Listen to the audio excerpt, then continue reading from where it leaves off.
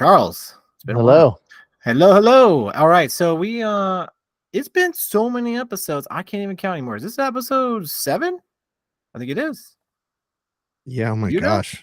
We've done 6. This is our 7th one. Wow. I think so. Yeah, man. That We were that's just wild. chatting. We were just chatting before we started recording, and we were like going through show notes and everything. We forgot to confirm the exact episode number, so we're just gonna say it's 7. Lucky number 7. Sounds good. I'm pretty sure. I'm like 90% sure, 97% sure it's episode 7. All right. Yeah. So excited to chat with Charles again. As always, we got some cool things to chat about today. We're going to talk about his experience with the Rabbit R1, which I'm really excited to hear about. I'm going to share my experience with the Apple Vision Pro, which I hadn't known that Charles hadn't got an appointment. I thought you had checked it out before me, so we'll go over that too. And then we're going to talk about a little bit about productized service and the latest update with that. Charles has helped me become very successful in that. I really do attribute a lot of that to him because he's seeded me some really cool things here and there, Dude, resources, and you did it all. so I get to brag a little bit. You know, it's important. It's very Celebrate cool, your dude. success. So I love celebrating you. yeah, thanks, great. man. Appreciate it. Yeah. So what this whole thing is about. So no, we're celebrating each other. Like I gotta say, I feel like we've both helped each other just really realize a lot of things in our career. And like, gosh, I wish this for everybody to try to keep in touch with another person very passionate in a similar career, because it's like this synergy that just kind of comes together.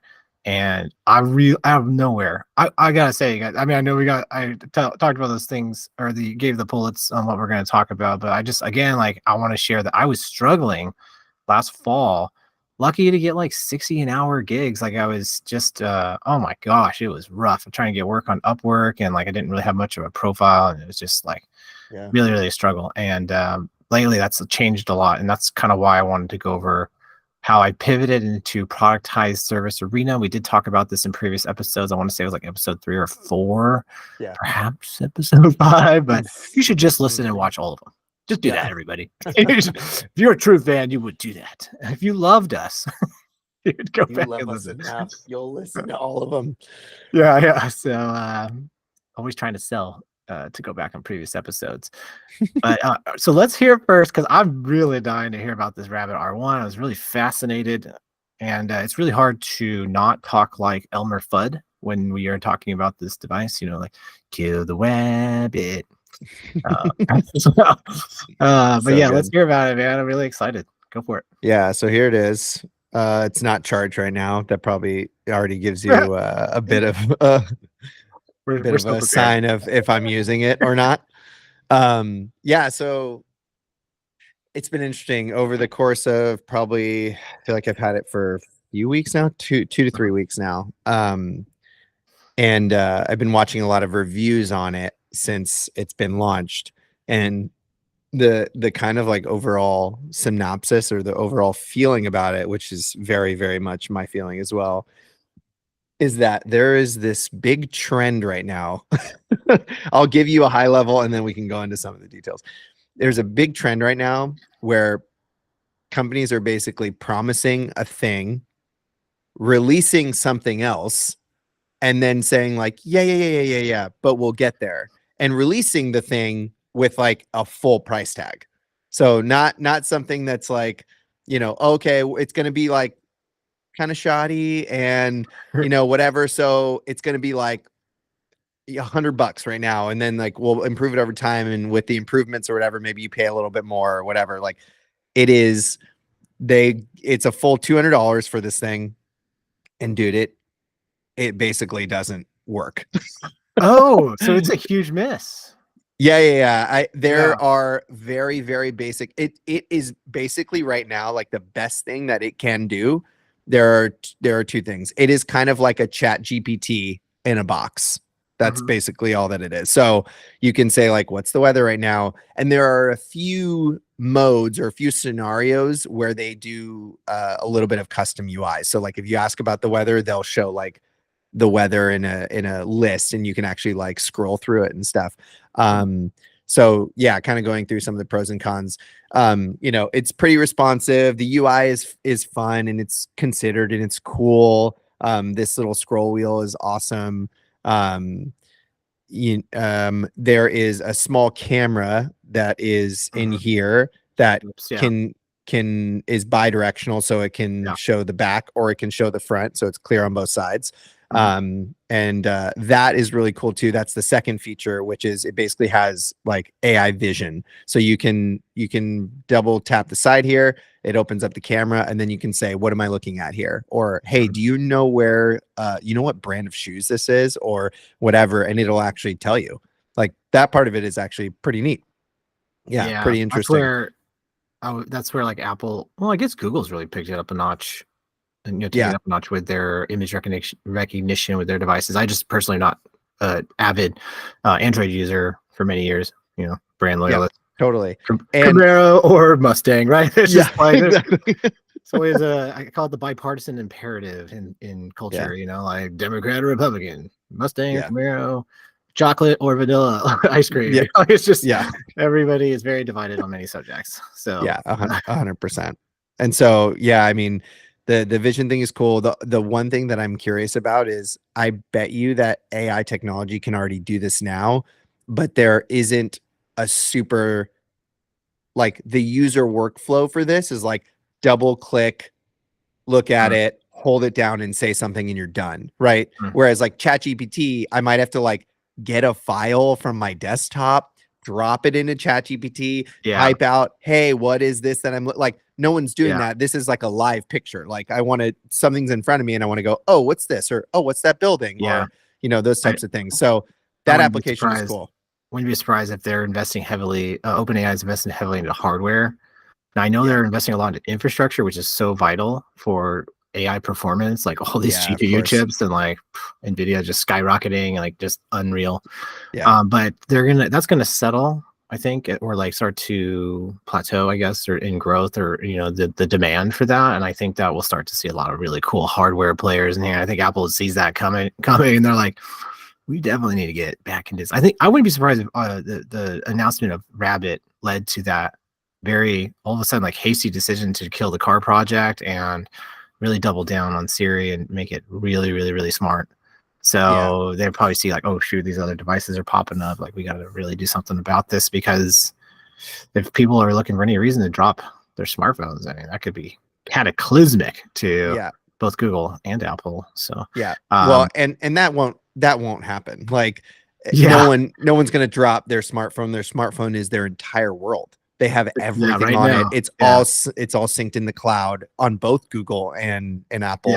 Like, these ecosystems have these people so tied in that like all Apple has to do, they can even be late to the game. They can come in a year and a half later, 2 years later, after OpenAI, and be like, hey, Siri integrates in these 10 ways that's actually super useful for you, and it's directly connected to your phone. Like, about how you sell it too. Yeah, 100%. The ecosystem. Yeah. And that's what they're trying to do. All these companies are trying to like, they're trying to piece together, okay, like AI is this really big thing and it has all these capabilities. How do we start to make that into a thing that's more useful? And so like, that's what these things start to be like. They start to be a bit more focused. Like, look, you can use this camera for this vision thing. Look, you can also have like a fun piece of hardware too. Teenage Engineering designed this, and now the Teenage Engineering guy is actually he's their chief design officer now, as well as still continuing to work on Teenage Engineering. But anyways, like feeling this thing, looking at the color, like seeing the color in person and stuff, it is so cool, dude. Like, as a hardware device, I wish so badly that it lived up to the hype, to where like I would just want to keep this in like a bag or something and just bring it with me and ask it stuff and do all these things. So another thing that was just hard too is, even when I asked it like, hey, what are some recipes I could do or whatever, you know how like in ChatGPT it'll give you like a bold headline, and then it'll give you some text, and then it'll give you another bold headline and then some text, because it's basically putting a list together for the things that you'd asked. When it does that, it puts two I don't know what the stars are called. What are the stars called? Like on the keyboard? Is it just star? No. Asterisk, right? Asterisk. Asterisk. Asterisk. Asterisk. Oh my gosh, we're so old and we don't know. That's terrible. No. Asterisk. Asterisk. Yeah. It will say, asterisk asterisk Oh my gosh, yeah. chili recipe asterisk asterisk, and then it'll start saying Yeah. that, like, it does that on almost That's everything, because that's how yeah, ChatGPT works. It gives you like a yeah. few different They'll figure that out options for soon. things. Yeah, they'll Yeah, just gotta learn it. they know it's a bug, but just Yeah. as like, you paid $200 for this thing, like that that probably got tested. Like, how in the world was that not like the very first thing that they had fixed before it went out? So anyways, if you watch MKBHD, Marcus Brownlee, Yes. he gives it a, I watched him a lot. Yeah, he's great. yeah, he's given a pretty hard criticism of this. And like I said, all of these companies that are saying, hey, we're coming out with this revolutionary thing here, pay full price for it before it comes out. Great. We've launched it. Hey, there's a lot of work to be done. And so we'll get there eventually, rather than, I think a lot of the times, I don't know if he says that about Apple, but yeah, Do you feel like it companies was like worth this. do you feel like it's worth the 200 you paid for it at least? Like, is it just at least like somewhat worth it? So it would only be worth it if I wanted to use it at least like once a day. Like, Even if you and paid $5 or 5,000, yeah, you gotta yeah, want to yeah, use yeah. it. Yeah, I gotta want to use it. So I would say Yeah, no right now, but I'm hopeful that, like, I don't know, it's okay if I have one and it yeah, sits for like 6 months and they do yeah, a bunch of cool stuff, and then I go back yeah, to it and I'm like, oh, this thing's yeah, awesome. Because for yeah, me, and not for everybody, of course, but $200 isn't like prohibitively expensive. It's not yeah. crazy expensive. So it's like, great, I have it. It'll stay charged and connected to Wi-Fi, so that when they do firmware updates, software updates, all that stuff, like, it'll just get done. So It'll I'm just be excited. I'm listening in the okay. corner of your Yeah, house, yeah, exactly. I'm listening not and gonna watching be contently. yeah, I won't be super pissed about it or anything, but and it's just like a Yeah, cool piece of hardware. But yeah, yeah, I also am trying to simplify my life too and not add a bunch of extra things. So yeah. we'll see. We'll So, see. so in conclusion, a huge letdown, even for $200. Yeah, But even for $200, man, I was yeah, hoping that there was like one thing, and I don't even know right now. I don't even know how to connect it to cellular. But oh, you know what? Never mind. There's a SIM card thing. You have to put a yeah, SIM yeah, you card gotta have the in it. card. Is that Yeah, right? gotta have Yeah, the it card. makes But makes a there's lot not of sense. enough that, yeah, there's not enough that it does that I'm like, I should Yeah. go and get a cell phone plan for this thing so it It can rem always be connected. it kind of reminds me of, what was it, Dragon, the first iteration of like the major release of Google's AI, like many years ago, where they Yes, yeah, had yeah, a yeah, yeah. demonstration and it was Yeah. like so like for show, like it was so cool. You're like, whoa, like when they did the phone call from like Yeah, I remember that. it's like five or like eight, or it had to be like 6 years ago. Like it was so long ago, and The I was just call, I like, forgot. oh my gosh, and nothing happened for for many years, So right? many So years. this just reminds me of like this chauvinism behind sales and like trying to build Yeah. hype and all this stuff, and like it's a lot of the times just so under delivered. So Yeah. so we can kind of say like Rabbit was probably more of like this glorified research project to kind of maybe see what it would be like, and hopefully they didn't lose a lot of money doing so. We'll Yeah. see. I, It's really yeah, cool and though. Like, glad you it's tried it. rad.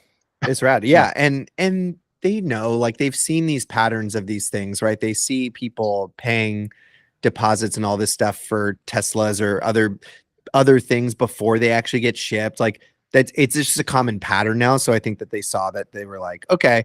And they knew people might be mad, but they'll probably stick with us. Like, if we're someone that's in the game and Mhm. there's some cool, like, at least there's a cool hardware design, like, it's not a complete and total train wreck. Like, it's a cool thing, but it's like, ooh, I wish it could do like a little bit more. And so Yeah. that Looks feeling is cool. better than like, this thing is total Yeah. garbage and I hate everything about it, you know? Like nailed it on the looks of the hardware, not so much Yeah. on the actual user experience behind it. Yeah. Yeah. And the Oh, yeah. intention, like the way they talk about having a large action model, that is something Yeah. that I do want. I do Yeah. not want something that can just do research for me. I want something that can go and do things for me. Hey, Yeah. can you remind me when to send that email, and you know what, just send it for me. Like, oh, can you schedule an Instacart and make sure there's grapes and this and this and this and that. Like, that stuff is awesome. That stuff would be great to Yeah. where I can spend my time, in other areas and not have to spend 30 minutes thinking about the grocery run or whatever. Like, those things I think are where I want AI to be Yeah. applied. Oh, groceries, like the bane of my existence. Like my wife, she does like the she'll put it in a cart and then, we'll either get delivered or I'll go pick it up or something. But like, Yeah. it's just so much work still. Like, you might as well just go to the store. Like, it's so much friction to even just like order groceries. And yes, AI could be huge in like just like understanding our behaviors with food. Like, okay, oh, you ate out tonight.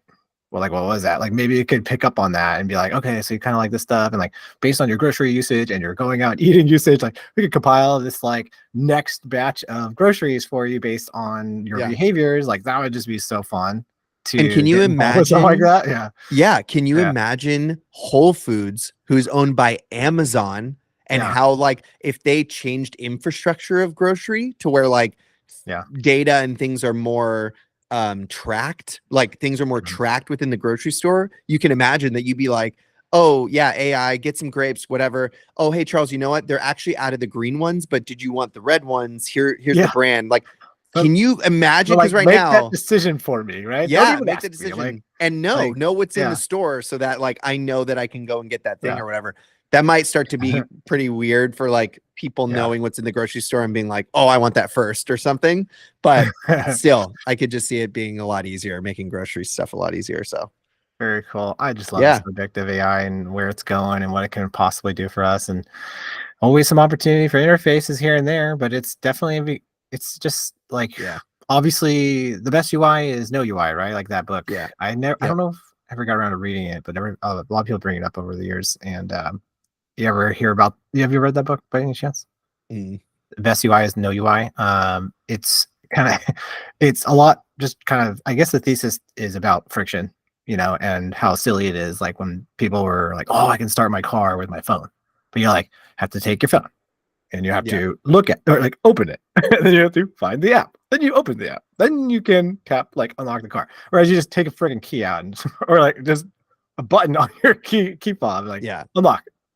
Right? Or I guess Tesla's even cooler now, and like you just walk up to it and it unlocks. Like, so UI is not always the solution, right? Like, it's just the least amount of friction is what user experience designers should definitely pay attention to. And that's what I advise my clients on, is like, I'm your friction expert, whether it's through an interface or not.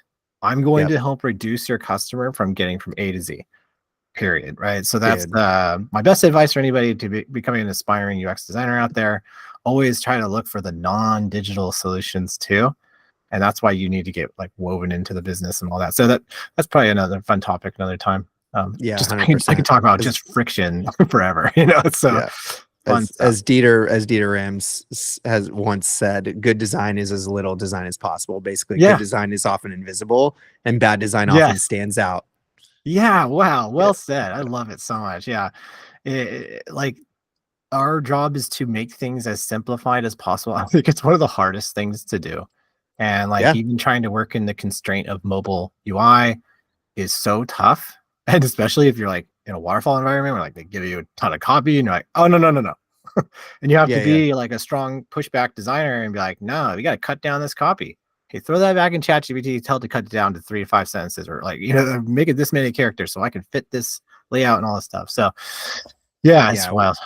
We oftentimes forget as product designers that all of the work for the user, for the people that use our products, should be on us as much as possible. Like we should be taking like, oh, if we have to take something and do it in the background while they wait for something or whatever, that's fine. Like we oftentimes just like make 3 screens because it's like easier to build 3 screens rather than like build one screen that has like animations that cycle through or something. Like we oftentimes look at engineering and say, if something's hard to build, then we shouldn't do that. We should do the easy building thing. And it's like, okay, that's fine. But let's look at like, what's the best possible scenario for our users and how much more impact does that provide if we do it the way that it should be done? Because those are the people that win, dude. Seeing it from a business sense is very challenging as a designer. That's why I love UX, is because you have to naturally become more business savvy and like try to even speak the lingo of finance if you can, or like marketing, where you can talk to and learn the lingo of other departments, the more successful you can be, because you really do have to state the business case for more friction or more resources, right? And like that's very, very challenging. You have to earn their trust first. So I wanted to maybe spend a little more time on Vision Pro, which I'm gonna throw you on the bus a little bit, man. I'm surprised you didn't schedule a meeting or an appointment to go see it and use it, because I mean, you got the R1 like, or the Rabbit, like right away. I was like, wow, you ordered it, like cool, man. So I always thought you were more like the neophiliac stuff, like type person who wants to get all the newest, latest, and greatest. But I guess It's it all changes when you have kids. $3,500, Josh. Well, to go try it. I thought you but I'm not, but I also don't want to put myself in a position where I love it so much and I'm like, yeah. oh well, I can't buy it. Like, and oh, good. Okay. it's the very first version of it. Very first version of this for $200. I'm like, done. Yeah. I'll try it, experiment. Very first version of that for 3,500. I'm not doing it. Like, no. But like, okay. So I think I remember a few episodes back where I told everybody I had gone to the Dome in Vegas.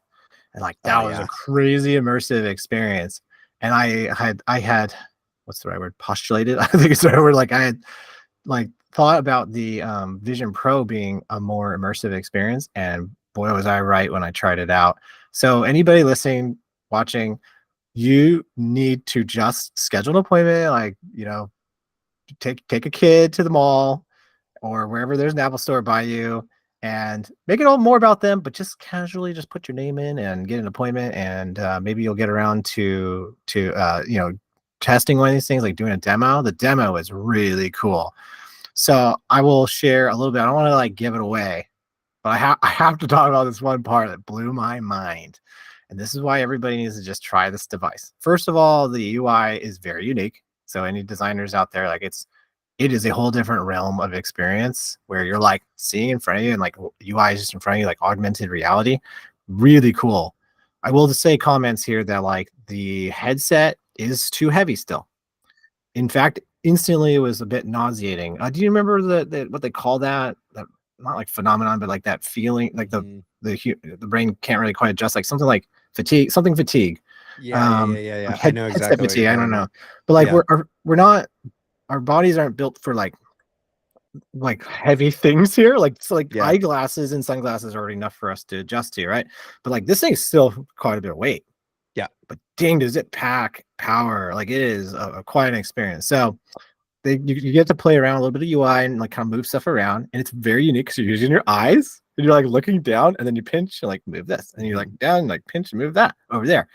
And then they start to like demo photography, and like, okay, there's a photo and it kind of goes like pretty wide, and then they like zoom in and it goes really wide around you, much like the Dome in Vegas, right? And then you can do that with some video. I think all the video and photos have to be shot with at least an iPhone 15, and I think the 15 Pro, in order to create these sort of wraparound experiences, right?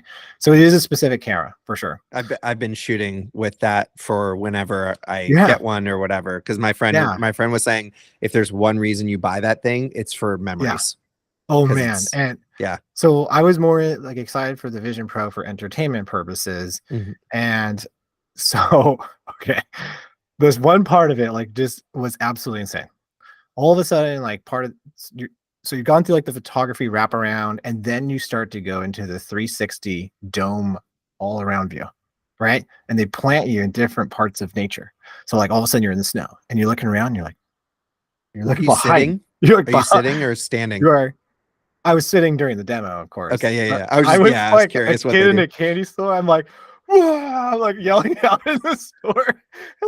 I couldn't even tell people were looking at me. Like, I just like, oh my gosh, like it felt like I was there. And here was cool. It's like you can look at your hands during it. Now it's kind of like how you see cutouts like in these video calls like Zoom and all that. It's not quite perfect, but I've seen it. Yeah, it's strange when you reach out with your hands and you're looking at your hands, and it feels more like you're there. It's super weird and super cool at the same time, and you still kind of feel a little nauseated. So that kind of what throws off the suspension of disbelief, I think, like where it just, again, like because that you're paying a lot of attention to that, I think a lot of people can find that throws off the whole experience. But still, the immersion is what really shines.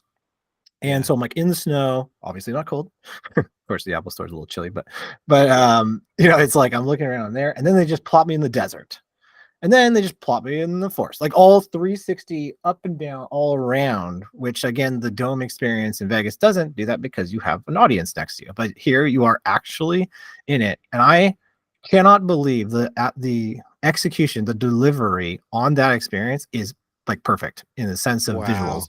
It's You know, like incredible. 360 cameras and stuff, like real estate, you know, you kind of Yeah, see yeah, like yeah. at they call it the zenith, I think it Yeah, is, like yeah, at the yeah, yeah, top yeah. view. You can kind of see Hmm. something there. There wasn't, at least when I was looking at it on the Vision Pro, dude. Like it blew my Dude. freaking mind. Okay. Wow. And now I'm gonna give you a little spoiler. You're gonna hate That's me, fine. but this is It's what fine. happens when you don't go see this before me. I All of don't a care. sudden, they put me on the moon. I'm on the freaking moon, and I'm looking around, and I'm on the moon in 360-degree view, up and just looking around. I just like, that's it. I understand why it's so expensive. Like it's just, Oh, and so cool, dude. like it was absolutely crazy. So yeah, I'm not getting paid anything to mention it, everybody. You know, I don't think Apple really has an affiliate program of any Yeah, kind, but they just know they make insane experiences like this, and it just will yeah, sell itself. So I know that, like, I heard that it's not selling too well, like, but they sold out their initial run of, like, what was it, 350,000 units or something like that. But they yeah, I understand the pricing. I hear yeah. you do have to adjust to it quite a bit. Like they say, every time you use it, you add 10 minutes if you want to be able to Mm, work up to like watching a full movie. But if yeah. movies, I can't actually remember. I think they put me in Avatar mostly around me, if not all around. I can't remember that part exactly, but I remember it was very immersive too. So there's like three ways to view content, like flat in front of you, which is still really cool in the space, and you can see, Yeah. you know, what's truly in front of you around that.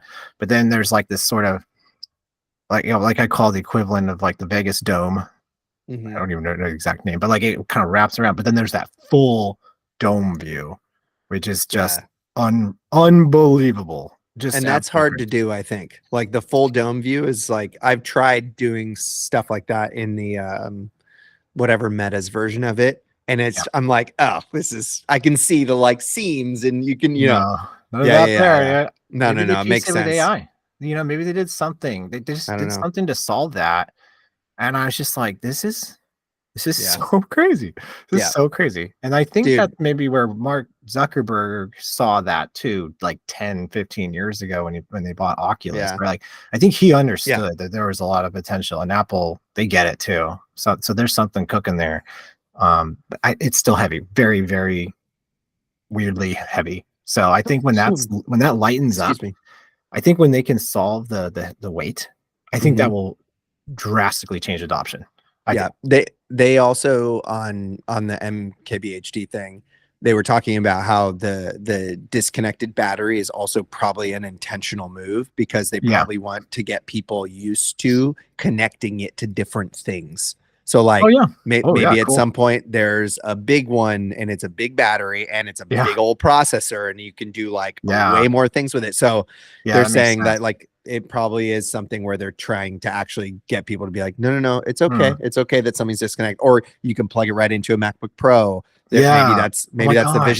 the Vision Pro Excel- SE like doesn't have its own yeah. battery, but you can plug it into a whatever. You can pay for Accelerated an external processing. battery. Yeah. Yeah, exactly. So that you kind of have That'd like be so cool. options and it's not just $3,500 anymore. Like, I don't know. So yeah, I was like, oh, that's really insightful. Because Yeah. yeah, I think that Apple does things a lot of things on purpose, whether they're Mhm. things that people love or not. They're like, they know, I mean, they probably have the version of this thing that's coming out in 5 years. Like they have Yeah. some level of it already done. Like I'm sure they've it's still made great amazing. profit along this journey. Like Oh it's yeah. just such a cool device. And I just don't know still, like the rabbit, like I don't know if it's worth the value of paying Sure. 4 grand. Yeah. Yeah. But Yeah. Yeah. Yeah. like, to just go and try it, I just recommend everybody get your free appointment. I think you could just go on their website or the Apple Store app or something, or support app, and just kind of and schedule something like you would a Genius Bar appointment. I almost said Geek Squad. Oh boy. Oh boy. So yeah, because I just had that. I need to make an appointment. I Yeah, want to go do it. see it. Do it and let the English say you did it. Yeah. What movie is that from? Come on. Come on. Oh, I don't we got know. to do more movie quote trivia. That's from that's from Braveheart, my favorite movie. Oh, So nice. I have to Dude, know awesome. Yeah. that. Say it to my Okay, kids all the time. Vision Pro. Dude. I'm So like, you funny. go to that bully at school and you say, and you did, and you let the English say you did. And my kids are like, I don't, Dad, this is not a Dad. good bully lesson. I don't know. Yeah. It's, Oh my so, gosh. yeah, man. It's, yeah, Vision Pro. Vision Pro. It's worth the look, everybody. Yeah. Um, Yeah, there'll be some cool things for sure. And that'll get accelerated quickly. Oh, the other thing I wanted to talk about too, that I just think is like Apple being genius, obviously, again, is the fact that because they wanted everything to be high resolution, what you actually look at ends up being in 4K, but it slowly goes out to a lower resolution I in experienced that with the in photos. in the periphery. So like when Yes. I'm directly looking at your face, you are sharp, and like the Mm, animals in the background and the door would start to be like yeah. 1080p. They do that in real time as you look around the UI. That Yeah. is insane, dude.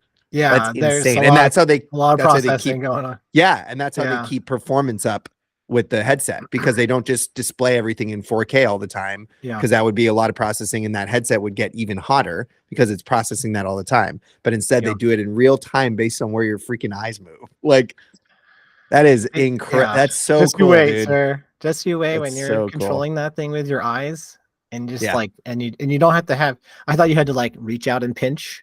It's You down just here, have it right? You like can kind of down by you and like you're just kind yeah. of sitting comfortably and you just kind of pinch accordingly and it just somehow maps your hands right. They do that in the beginning when they configure it all with you.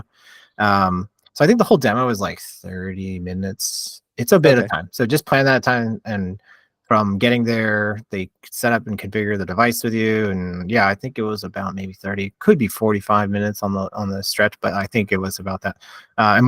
And just plan a little bit of time in case like one of the devices isn't working, which happened with my daughter.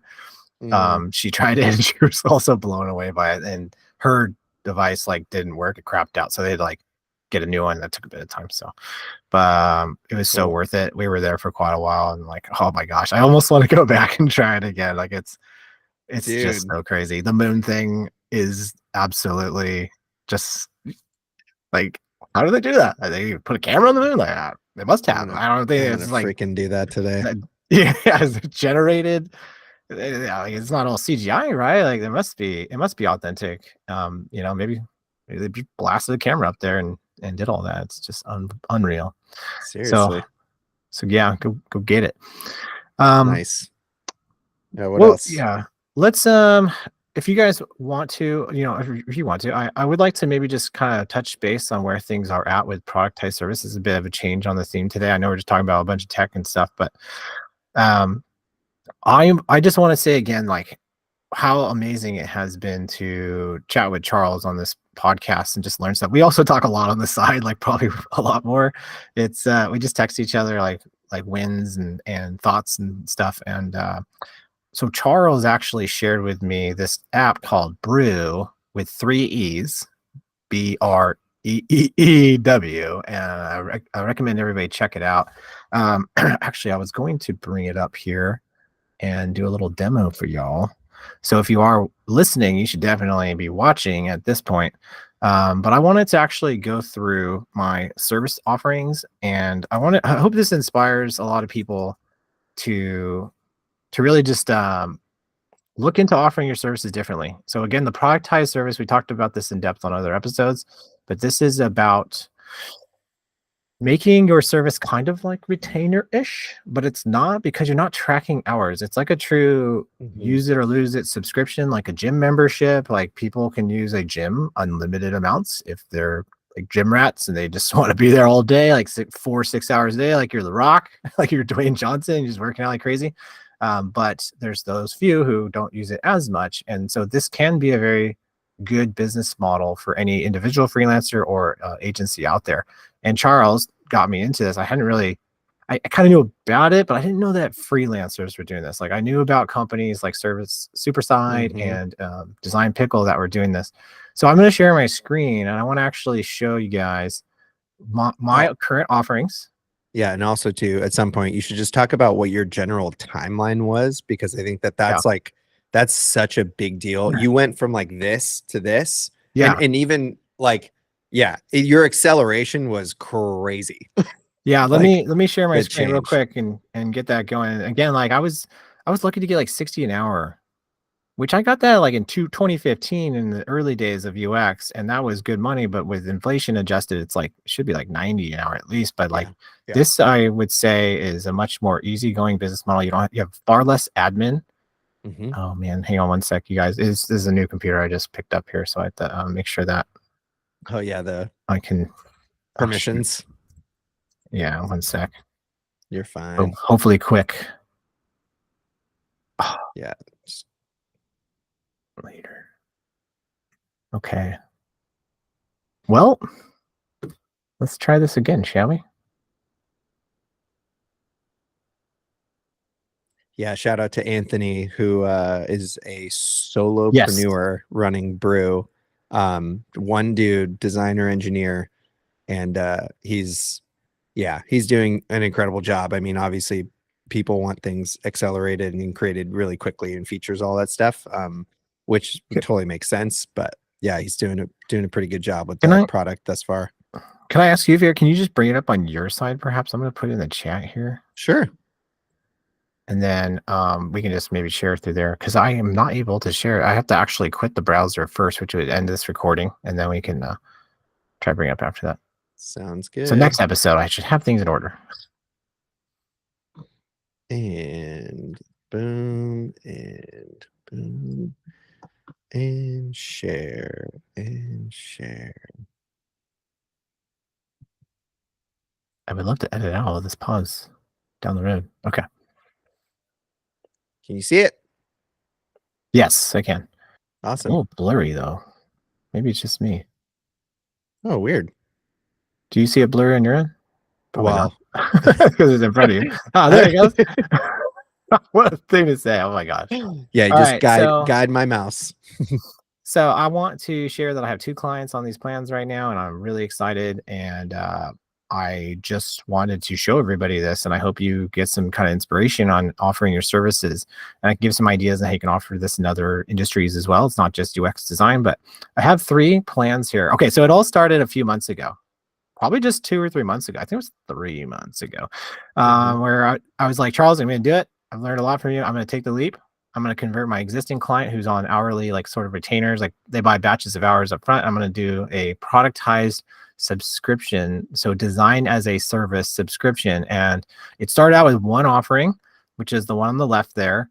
And as I learned, it was just kind of whatever in the beginning, but as I learned, I went through it and I've modified it since then, and now I have 3 options because it just reminds me of like SaaS software and lots of other just products in general. Like you definitely want to give options. So I have options here. And ever since I've given options, it's been much easier for companies to choose.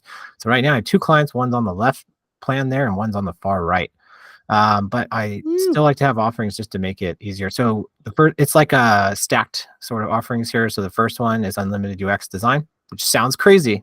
Give it a shot because my life has been much easier when you do it this way. So unlimited UX design, which Seems includes, wild. I'll work in their Slack. I will, and then they can assign one task through this system, which is Brew. So Brew is like your all-in-one product, productized service platform, like your go-to app. It has project management, all this stuff. But this is like my service offerings page that allows you to configure in their platform. And so I just put like these points that these things you get with this plan. So Slack, one task at a time. So the client goes into this system. They have their own client portal, excuse me. They add a task and I can work on one task at a time. And what's great about this system is I have multiple clients so they can each add a task in, and then I just work in the order they're received. Mhm. So go down a little bit more.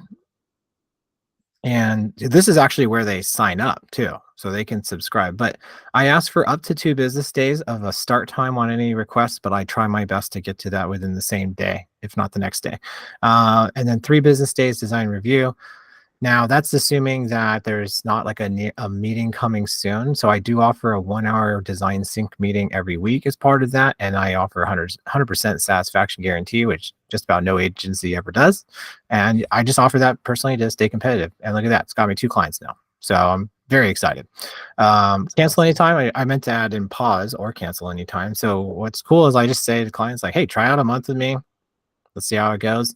Cancel anytime, no commitment. They love that part because agencies are always going to come at it with at least 3 months, if not 6 to 12 months commitment at like probably double these kind of costs because they got a lot of specialized people to pay. So then I later came up with this sort of like CRO plan. So I used to have A/B testing in the lower tier one, and then I eventually brought on CRO because that's my specialty. Again, everybody, mine is acquisition funnel specialty. So I definitely come in and do different A/B tests. So I design the solution. I do research, like I audit their funnel, and then I do research. Like both talking to users or gathering analytics, and then we generate hypotheses and design solutions and test them, and keep doing that. What is CRO and Yeah. CXO for the people watching? Yeah, CRO is conversion rate optimization. Although I've been meaning to write an article on it, it's actually you shouldn't be so hyper focused on conversion rate. And so I think it's where a lot of brands are a bit naive in the process, is they think they need conversion rate optimization, but what they really need is revenue per user optimization. So whether they buy or not, you put a value on each user that comes to your website. So that's what I do, is I help report that to brands. So this plan is like unlimited UX plus I'll help do A/B tests and everything, and optimize your funnel and increase customer acquisition. So your revenue per user, which of course increases revenue overall. Revenue option per user. Okay, that's really cool. So making revenue, sure that it's just revenue per user. What did you say? Say again, sorry. It's just revenue per user. Revenue per user. Okay. Yeah. Making sure that that's optimized. You're getting the most, or I don't know how you define it, but. Well, again, it's just like conversion rate can be compromised. Like you can actually go with a lower conversion rate if it leads to a higher average order value per transaction, or like per first order. So as long as that is holding strong and your revenue per user is higher, then it's worth it to introduce any additional friction, as long as it drives more value. So I do kind of take it back what I was saying earlier, like friction is the enemy, but sometimes there are exceptions. Sometimes a user needs a certain feature or wants something. And if you can present that with it, still be minded of as little friction as possible, it could lead to higher purchases. That's what you need, is just more purchases, less customers to manage. But yes, conversion rate is a huge part of that. It is definitely one indicator that you're doing well. All right, awesome. The third tier is this newer one, the latest one I've added, but I actually just landed a client on this plan, which I'm really excited about. I need to change the verbiage here. It's not virtual CXO. That's probably just more like a remote CXO, but it's more like fractional CXO, which is somebody you would expect to work about half the time as like a full-time dedicated person, like a CXO on your team, but probably like a half, if not a third the cost. CXO at a big company is going to be quite a premium, a good 250 to 300,000 easily in salary. What's a CXO? Chief Experience Officer. Oh, okay. So I see a lot of people. Yeah. What is that? What is that role usually? That's just the person who a lot of times is in charge of customer experience. So it could be customer experience officer or chief experience officer. I think it's more like chief experience officer, but it's more like CX level in all areas of the business. Yeah. And that's what I'm doing. Like I'm basically offering that in this one. Like looking at all the digital, non-digital touch points of the customer and making sure they're happy across the entire customer cycle. But of course, with like a lens of user experience, and obviously like probably, a lot of digital marketing brands like DTC brands, which is direct to consumer e-commerce, they will hire me to obviously enhance their digital experiences for the most part. This one, so this one stacks on the previous two. It's everything in the previous plan, but it includes like unlimited calls, right? I can get on a call anytime. Like, of course, we have our weekly check-in and where I report on how the KPIs are doing, but then of course includes, just all kinds of stuff like customer acquisition coaching, retention strategy. I'll train your team, I'll help build a team.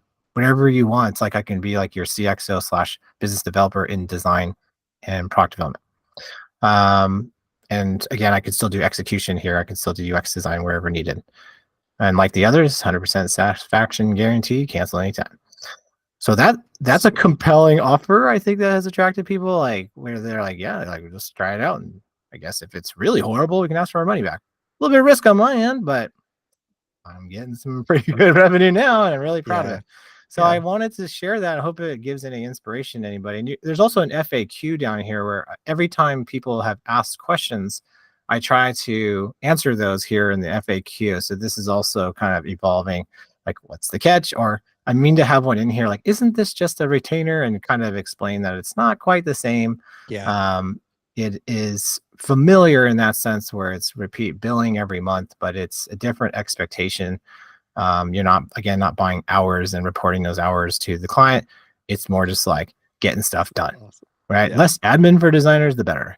Less admin for your client, the better, right? So it's supposed to be a lot less admin on both sides, which I'm a huge fan of that. And I just, This I is remind, great. like, you're working with me, you're not working with overseas people.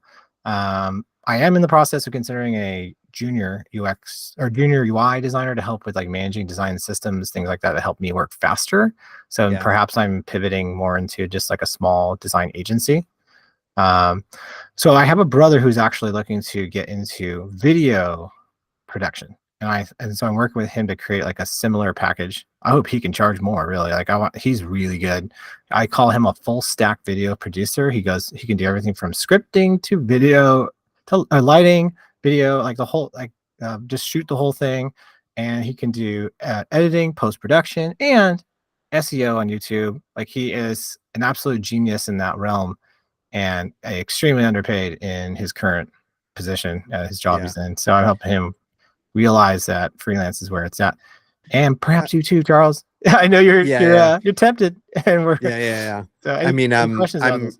I'm really curious too about videographers and people in the video space too, because hardware and equipment is such a big part of that. And so you would have to structure things I mean, unless you had every piece of equipment already known to man to like go and do shoots on, but like that's so much of the cost. And then the creative fee is like, a portion of it, but renting cameras and lighting and C-stands and seamlesses and like all these things is like such a big part of like video shoots and stuff. So and then also obviously hiring like other crew and things. So I'm really curious to see. I feel like they have to put in a bunch of work to do it, but they can nail like an unlimited thing potentially. And maybe it lends itself more towards people doing social or, advertising, like stuff like that, like smaller things. I can see a lot of content creation agencies doing this kind of model too. Like get unlimited content creation. But they just have to put tasks up there. So there's a little bit it does introduce a little bit more friction in the back and forth with the design requests, but that will help you be a more sane person as a freelancer. Like you're just not so inundated by them. Like you just take tasks as they're received. But in this one on the far right, I work with them to create the task more like strategy implementation. Like, so I work with them like, okay, here's what I think we should do. But I'll still put it in the backlog in Brew and mingle that with other client requests. So like I really think cool. everybody should try to do something like this. Like to kind of help summarize, the one on the far left is the unlimited UX design is like you tell me what to do, right? But it's pretty simple, easy work. Still worth it, in my opinion, to take that kind of clientele, which is why I still have a client on that. And the next one is, again, you tell me what to do, but I bring more analytics into it. I'm doing A/B testing. It's a much better ideal process. And a lot of it, again, more focused on acquisition, right? But you can do A/B testing even in product experience optimization. Yeah. What are the main goals user needs to do, things like that. Like what do you know drives value in your product, and how are you helping to optimize conversions of that goal, right? So things that those so of course that plan can be used in either of those scenarios. But and then of course, like the one on the right is like, I'm telling you what to do. Like you're hiring me, kind of like the Steve Jobs quote, like we hire brilliant people to not for us to tell them what to do, but for them to tell us what to do. So that kind of relationship is what that one on the far right is. My favorite, of course. So but hey, who doesn't like money? I feel like you I'll can take either three. I feel like you can put even like a title on each of these two, even above the unlimited, whatever, and basically go from like not independent, but like independent to integrated. Like part of Yeah. the team, Yeah, that's or a great way to say it. just give me design tasks and I complete them, because I think Yeah. there's something someone being integrated into the company and having institutional knowledge about how the company's run and what the product is about. Like, that's an attractive sell for people, because they're like, oh, it's not just transactional. It feels like the person will be invested because they're like coming in and trying to understand the ins and outs of the company. I don't know. I feel like that's always with any of my clients. It's always been like a big sell when I'm on, but that's usually through like a phone call where I'm like, oh, I want to be like a part of your team. Like, I don't just want to come and like provide designs. I want to, whatever. And it's a good way to sell it. Yeah, absolutely.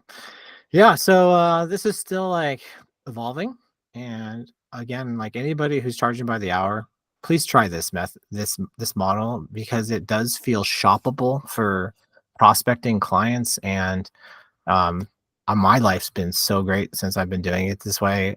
And there are some risks, in the sense of, like, if I haven't gotten to a task for several days, like they'll be like, you're not in your service level agreement here, like, are you gonna get to this task? So I'm definitely really busy. I am needing to be much more structured than ever. I highly recommend everybody check out Motion, which is usemotion.com, if you're interested in AI scheduler. It has changed my life tremendously. So now I have like specific blocks of time for client times throughout the day, but I can have tasks kind of flow into those times, and if I can't get to them, it flows into that specific block of time the next day. It's like really cool stuff. So I should probably make a video about that and like just put it out there on LinkedIn just to share it with everybody. Even I don't I want mind to see how even you're doing it. I don't mind maybe even trying to share my schedule next time. Yeah. Like, and for somebody like myself who's generally very disorganized, like I will definitely say I make a huge mess when I design, both on my desk in front of me, which Charles has seen, or as well in a design system. I can be quite a nightmare in that. I I'm hiring somebody just to clean up for me. It's sad. But people like me need that. It's Yeah, a wreck. Like, there's no order of any kind. dude. But Yeah. so that's why I'm like patting myself on the back. I'm to be able to actually feel like I have some order in my life with this app. I again recommend it to everybody. I think you should definitely check it out, Charles, and just give it a shot. It takes some time to get used to. It's a lot of like, now you're probably used to with a project management tool, but again, it's like Calendly and project management and like your own personal assistant who's managing your schedule. Like, they all just kind of came together in this beautiful app. Yeah. So yeah, I I'll keep bringing it up, and I don't get paid anything to bring that up, yeah. everybody. Although we should I probably want to reach out. see how you use it, because I like downloaded it, signed in the other day, and I was like, this is too much for what I want it to Yeah, do. yeah, it's too much change. So Too much change yeah, right now. well, it's just like it's a complex app. Like, Yeah, just on the surface anyways, from a UI perspective, all these things, I'm like, I don't need all of this. Like, I just want you to figure out my schedule. Like, I want to give you yeah, all the things I have to do, and then you just figure it out in the schedule. But there's like, they have things optimized for like enterprise. So there's teams and there's meetings, and like, I'm like, I don't want it for any of that. I just want it for yeah, like, I have stuff to do. I have these meetings that you can see, and can you help me understand where all these things yeah. should actually go? I'll try sending you a loom So on it yeah, outside of this, but maybe, and then you yeah, let it'd be me know cool. if you feel like we can maybe chat more on an episode with it, because it's a bit much. And there are some YouTube videos out there if anybody's interested. There's a lady who goes through it. Can't remember the name off the top of my head, but there's some good free content out there just to kind of check it out. Sweet. But yeah, it's many many weeks to get used to it, and Yeah, I'm so happy. So that's awesome. all right. Well, Charles, I think we covered a lot today, and really excited to always meet with you, man. It's good to Good stuff, just man. hear another passionate person about technology and design, so always fun. Yeah, it's cool. All right. Well, Good. everybody, thank you so much. If you're listening, watching out there, we really appreciate you. And please share any feedback. Check out our previous episodes, and please subscribe if you'd like to watch some more. Awesome. Awesome. Thanks, Doug. All right. See you See you, around. dude. Have a good one. Bye. All right. See ya.